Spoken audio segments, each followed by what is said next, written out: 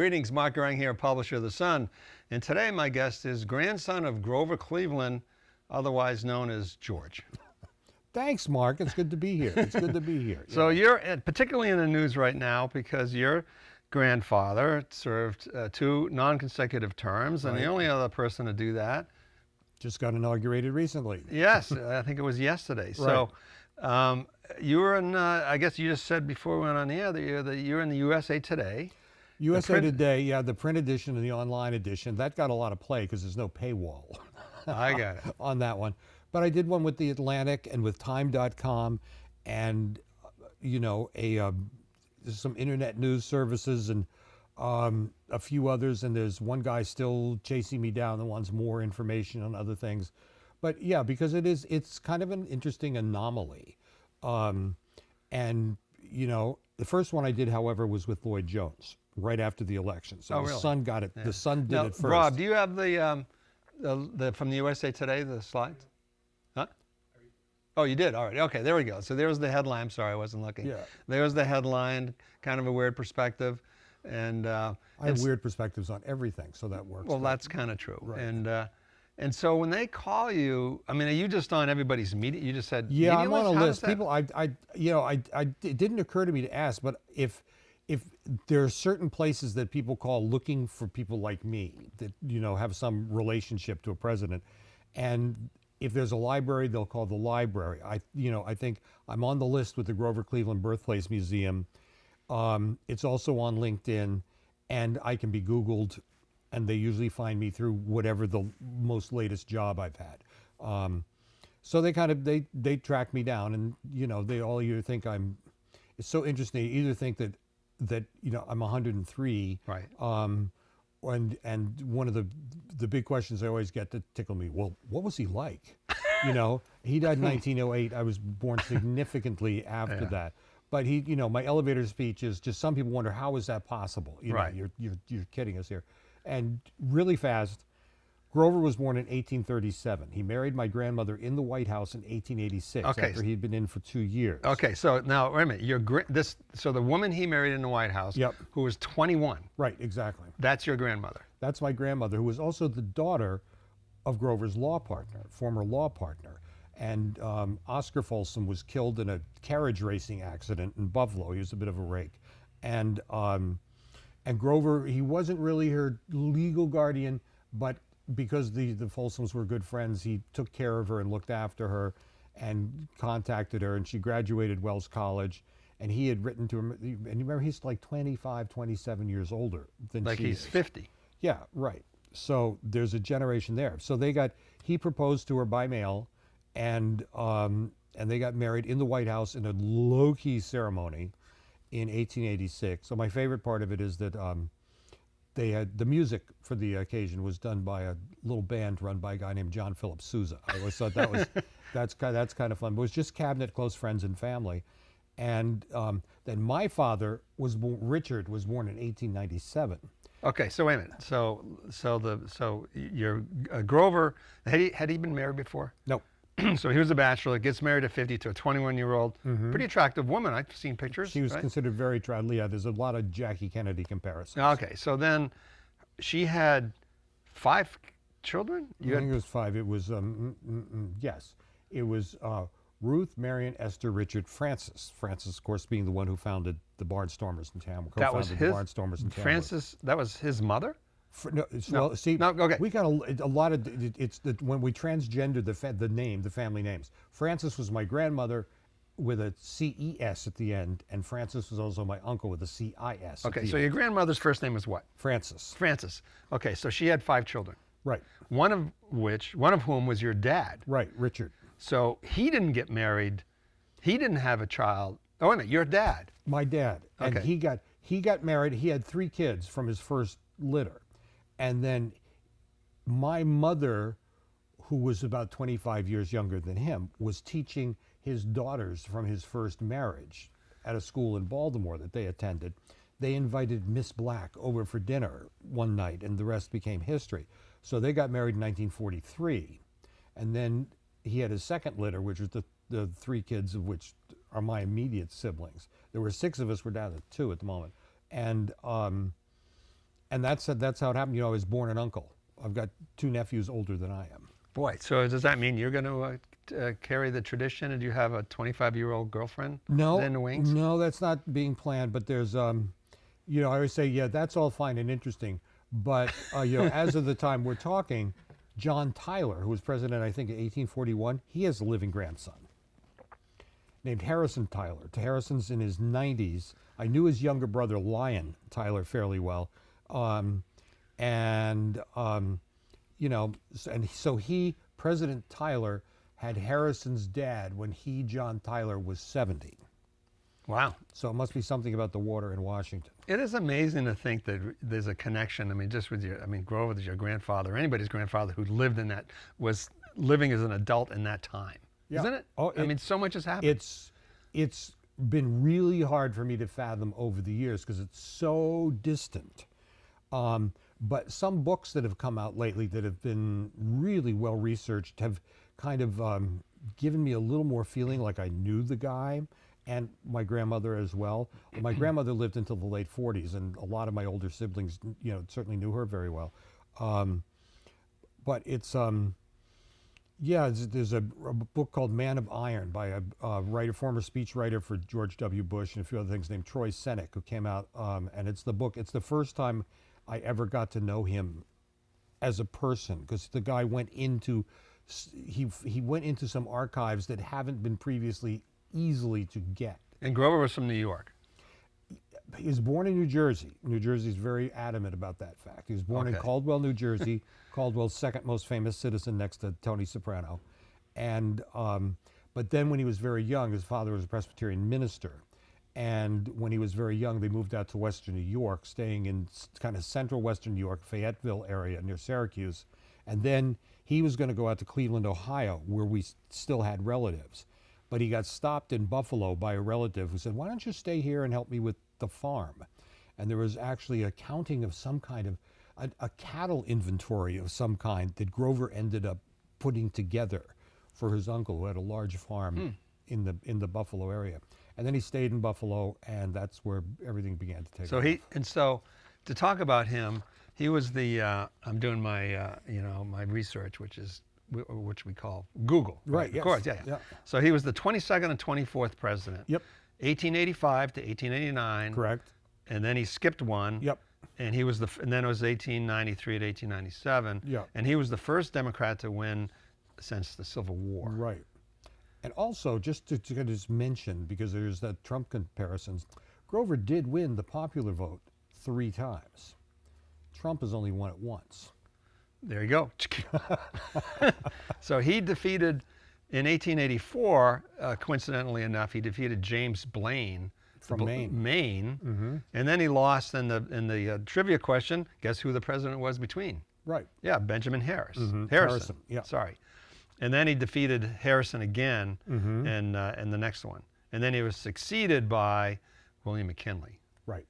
And McKinley was assassinated, right? Correct. Yeah. And I think it was 1901, and then Teddy Roosevelt came in. Yeah. So there are a lot of interesting things, or a number of interesting things. One is that he had oral surgery on a boat. That was a biggie. That was the second term, and he had begun to have this annoying pain in his jaw. And his doctor said, you know, there's something in there. We don't know if it's benign or not. They were afraid of oral cancer. The country was terrified of oral cancer because Ulysses Grant had died as a result of that. And the suffering that he went through was really well publicized. You know, he was trying to get his memoirs done so he could get some income, you know, while he was suffering from this incredibly painful condition. So Grover they went up to Connecticut to a friend's place, which is now, I think, the Greenwich Yacht Club or something. And his friend, this guy Commodore E.C. Benedict, had a yacht called the Oneida, and they were going to sail up to Buzzards Bay, where my family had a house at the time. And nobody really thought anything about it. He goes to Buzzards Bay all the time. He likes to fish and stuff. But in the middle of Long Island Sound, they removed this huge piece out of his jaw. And did they know it was cancerous, or did they? It turned out it was not. Because Grover smoked a lot of cigars, like Grant. Don't smoke too many cigars, kids.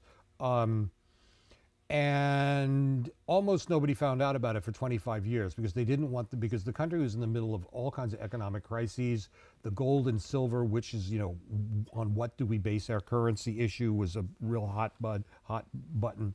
And so somebody leaked it to the press, and that reporter, the poor guy, was completely blackballed for doing this, for releasing this information. I mean, can you imagine that happening today?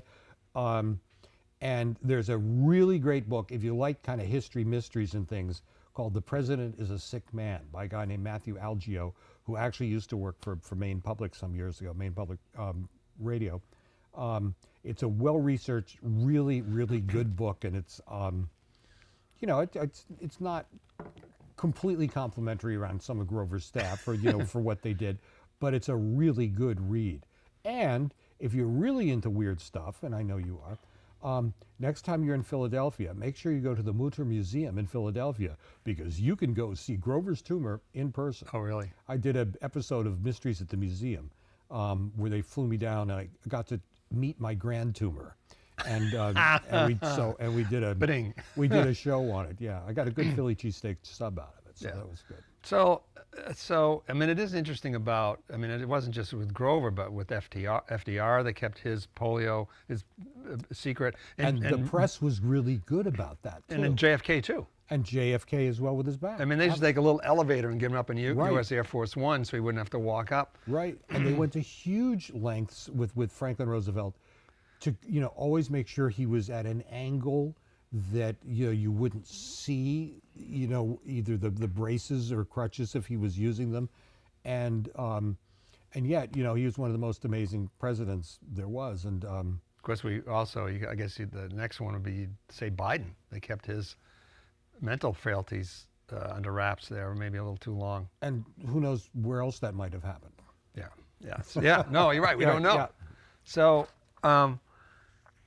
Now, one of the things I thought was interesting is that and this is interesting in terms of how, and I know you don't like to make comparisons, and I'm going to ask you to compare Trump, and I know you're not. Nope. So I'm going to already Go ahead. Do it. But I'm not going to. But what's interesting is that as much as Trump is talking about taking over Greenland and blah, blah, blah, Canada, which I always thought was a really good idea. I think Canada would be great. I think that's great. They're nice people, and they got a lot of ice up there. And Sneak they over make the border great next time you poutine. go visit. Yeah, right. But the same thing happened in reverse with Grover with Hawaii. Because at the time, the Senate or something was trying to annex Hawaii, and they kind of overthrew Queen. Do you know her last name in Hawaii? Liliuokalani. Oh, Liliuokalani. That's very good. Yeah. Grover was not happy about that. Now, Grover actually knew Queen Liliuokalani, and some of before she became queen, when she was still a princess, and they actually dined at the White House when they were returning from Queen Victoria's Jubilee celebration. And I said, that's pretty amazing, that here people of color, natives, dining at the White House is a really unusual thing. And we overthrew the American sugar interests. A lot of Americans went over there as missionaries and then suddenly saw, ooh, there's money here, and sort of changed their allegiance from Jesus to Mammon. And so they overthrew the Queen, and one of the first things Grover did when he got back into office, and as a matter of fact, the anniversary of the overthrow was now, who January overthrew 17th. the Queen? The American government, because the American business people there felt that they had some kind of control, and they didn't, they were making money off the sugar. The native Hawaiians weren't. So they said, well, it should be ours. Our American interests are being attacked here, being assaulted by these people who have the gall to want to control their own land. So there happened to be a Marine warship in Honolulu, and they overthrew. It wasn't at the time a violent overthrow, but they basically forced her out. A puppet government went in, and Grover sent one of his best guys over to figure out what was going on, and the guy, and of course, then you didn't just like hop a plane and 7 hours later you were in Honolulu. It took a while. And they decided, we definitely, took matters into our own hands and did something we shouldn't have done. We overthrew a government. That's kind of an And enlightened concept, don't you think? I mean, yeah, since we were Grover's all about it. he was so disappointed that he wasn't able to get the overthrow overthrown. But the thing, one of the chilling moments I had watching Trump's inauguration was his use of the term manifest Yes. destiny. Yeah. And because that makes my blood run cold. That was the excuse for Hawaii, for what we did in Hawaii. That was an excuse for us taking over Panama when we built the canal. And The whole West. and the I mean, whole, and West. basically the whole anything. If we Americans need this, therefore we should have it because we're Americans. So manifest destiny to me, it's like it chills me. Of course, Trump was using that in relation to Mars when he was talking about it in his inauguration. But it's still the whole concept that the theory of manifest destiny, because America wants it, we should have it, is there's just not one thing about that that's right. No, it's true. But although I have to admit, I wouldn't mind having Canada. You can do that. You go. Those Canadians. You go right ahead. So, so this is a summary of Grover Cleveland. The Canadian Daily Sun. I can see. There we that, go. yeah. There is don't speak French though. The is some historian a dizzying journey that saw him rise from obscure lawyer to president of the United States in just 3 years was marked by contradictions. A politician of uncharacteristic honesty and principle, he was nevertheless dogged by secrets from his personal life. Oh, it What do you depends think? on what you want to read about that. Okay. What we other were dogs talking were- about the illegitimate child, right? Oh, that one. Yeah, that was the biggie. Remember, in those days, the 1880s, there were as many newspapers in an American city as there are cable stations now. Right. Each one had a different opinion. So this one particular paper, the exact one I can't remember, came out with this story about a woman by the name of Maria Halpin, who claimed that she had sired Grover Cleveland's child out of wedlock because Grover ran with a Buffalo was a pretty wild and crazy town then. I mean, it still is, but back then it was wide open. Erie Canal, Western Terminus, lots of immigrant population as it is today. Wonderful, absolutely fabulous city. But so she had said that, Grover had her put in a mental institution and so he couldn't get near the kid or talk and all that kind of thing. A story that she later recanted and said, well, they paid me to do this and, say this stuff, and it didn't really happen. But, you can't take the cream out of the coffee, as you know, when Right. something appears in the paper. And he said, tell the truth. There is a theory, unproven in any way, shape, or form, that Grover may have been covering for his law partner and my great-grandfather, Oscar Folsom. Because perhaps he was the one that might have been the father. The kid was originally named Oscar Folsom Cleveland. Oh gosh. So there was a And real kid. It gets really complicated in a way. As I always say, it's a matter of it's sex and math. But he, the child ended up. He took care of the child financially, and I found a document proving this in his own handwriting in a letter written to the Buffalo Protestant Orphanage Asylum and saying, here's some money for the boy. And interesting also, that orphanage asylum was right across the street from where my grandmother was brought up on Edward Street in Buffalo. So I just kind of wonder, could they have seen each other out playing or something, way back then? At any rate, the boy became he was adopted by a Buffalo gynecologist and his wife. He became a very prominent gynecologist. He had no children. Maria Halpin did have other children who are alive today, and it is my hope that someday I will get it together enough to contact them, because I'd like to do a little DNA. Yeah. I have nothing to prove. I don't want to exonerate or prove Grover, but it's a history mystery. Whose kid was it really? Have you done your own DNA testing? Yeah, I can. Mine is easy to get, but I have and Grover's is easy to get because of that tumor that's Right. in the Mutter Museum. And don't ask me why, but I have hair stored away in a vault at home that belonged to Oscar Folsom, the other potential father. So some that I'm told was by a geneticist who worked at a organization out in Buffalo, that, oh yeah, that's all you need, and we can figure it out. But you know, you're talking about exhumations, and that's big bucks. And I've talked to several media people about, you know, let's film this. It's like And do Geraldo this. with the But I got to Al Capone. get the family to go along with it, and you know, maybe we'll get to it at some point. But So what? Speaking of manifest destiny, how did the Clevelands get to Cleveland Hill? Is that you guys just oh, decided that was to a take? pretty simple story. They had this house in Bourne on Buzzards Bay, on Cape Cod. Is this Grover? Grover, yeah, the family, and they didn't have it for that long, but it was an absolutely beautiful house. Two things happened. One, they built the Cape Cod Canal through the front yard, and that sort of bummed them out. And two, my great aunt Ruth, who was born between their first child, was born between the terms when they were living in New York. She passed away in a diphtheria epidemic in 1903 or 1904, and so there are a lot of really sad memories on the Cape from all the good times they'd had with Ruth. So they're just kind of bummed. And a good family friend named John H. Finley, who was president of City College in New York, I think. He was the editor of the New York Times, Liberty Magazine, too, I think he was involved with. He said, he married a local Tamworth woman, and Martha Boyden.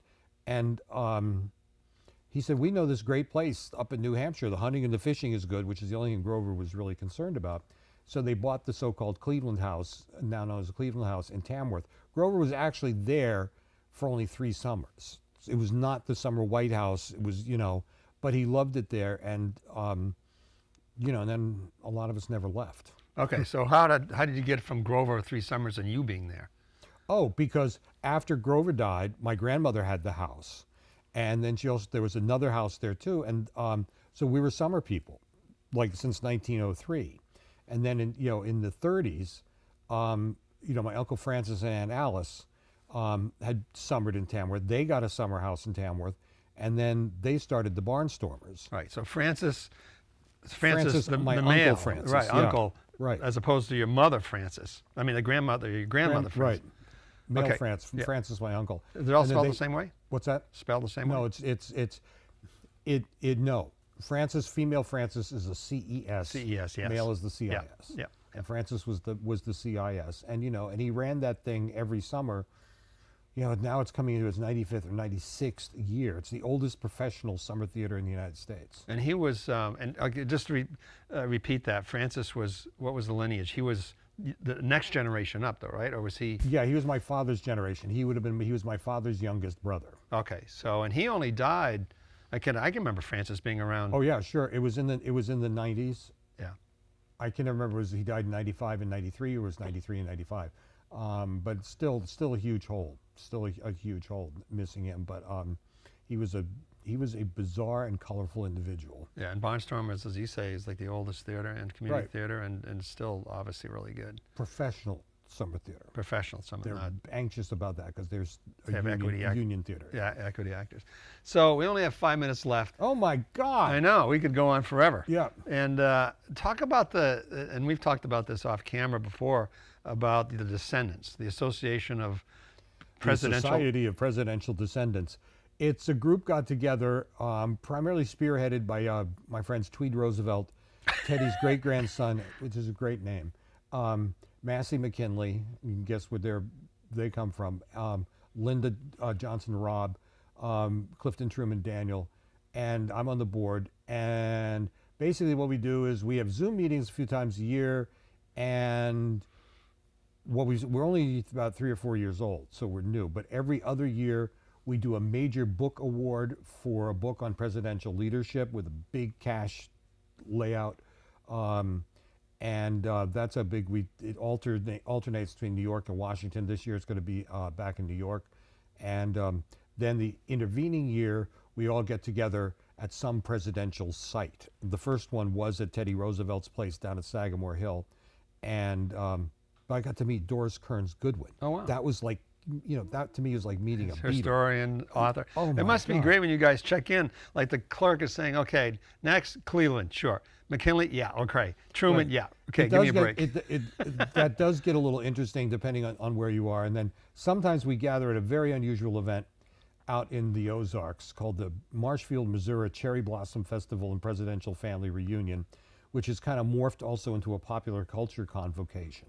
So, I mean, you know, you can see the granddaughter of Dwight Eisenhower, you know, having lunch with Ellie Mae Clambett and things like that. I'm good friends with almost all the kids that were on the Waltons and Little House. And, but they also bring in some history. History is my main thrust with this. History has such a low standing right now. As I say, there's no H in STEM. So one of the things we're trying to do is get history a little more to the forefront. STEM is great, but you got to have the history humanities foundation in there too. And you know, everybody is history. I don't care who you're related to or what. And this event I've gone to, I've met some absolutely bizarre people who are with me all my life. There's a quickie. I met a guy named Jim Lavelle. Okay, he was 90-something. He passed away a couple of years back. He's known as the man in the white hat.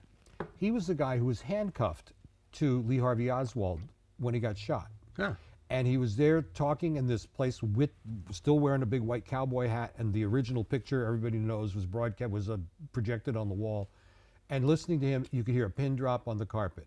You know, another year we had a guy who was a flight attendant on Air Force One on September 11th, and a guy who was a military liaison in the White House on September 11th.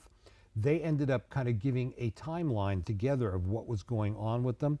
And the military attaché was in the underground bunker across from the White House with Mrs. Bush and the other major officials. And he's the one that took the phone call that said to shoot down the flight that eventually ended up crashing in Pennsylvania. Wow. Now, and, I mean, that's, you know, yes, there are great, magnificent names, but these are people names you don't know. Right. But they were there, they were present, and history is in vibration.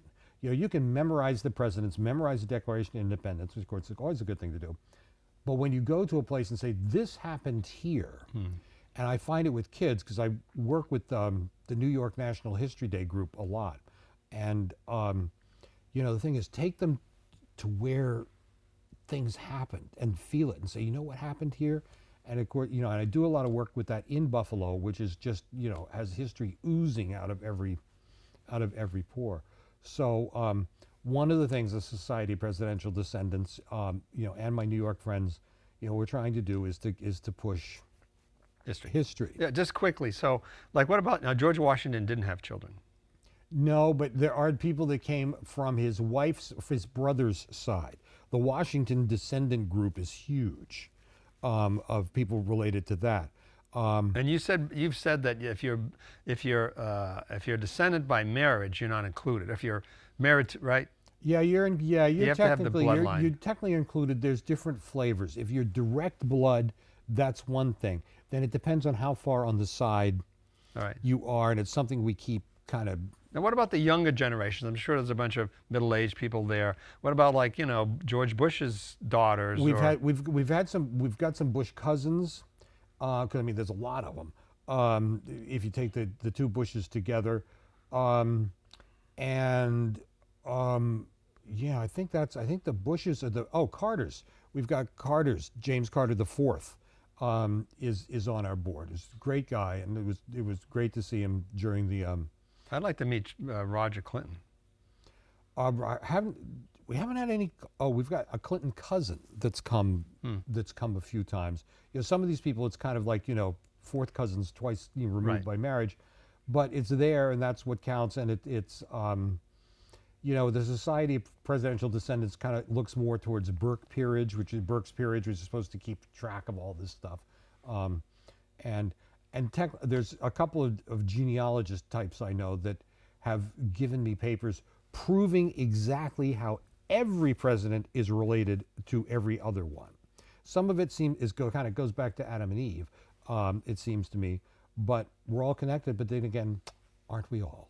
You know. Well, I mean, that was the old thing in World War I era in Europe, right? All the kings were, you know.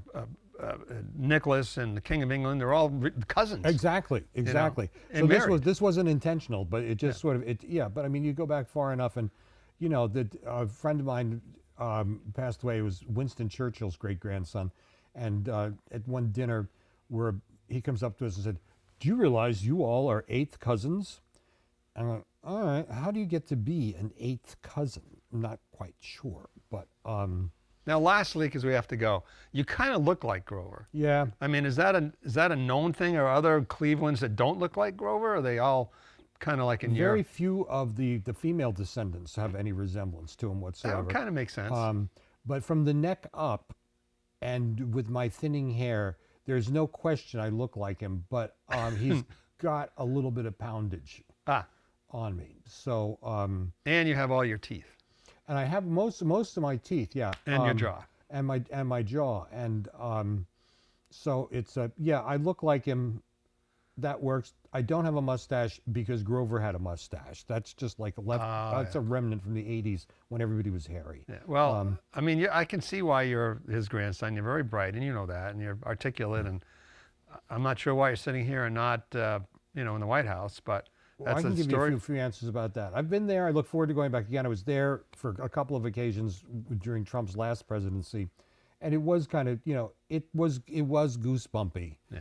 The Descendants kind of crawling all over, looking for stuff, and it's like, it's a geez, I wonder if my great grandfather, wrote something, in the toilet.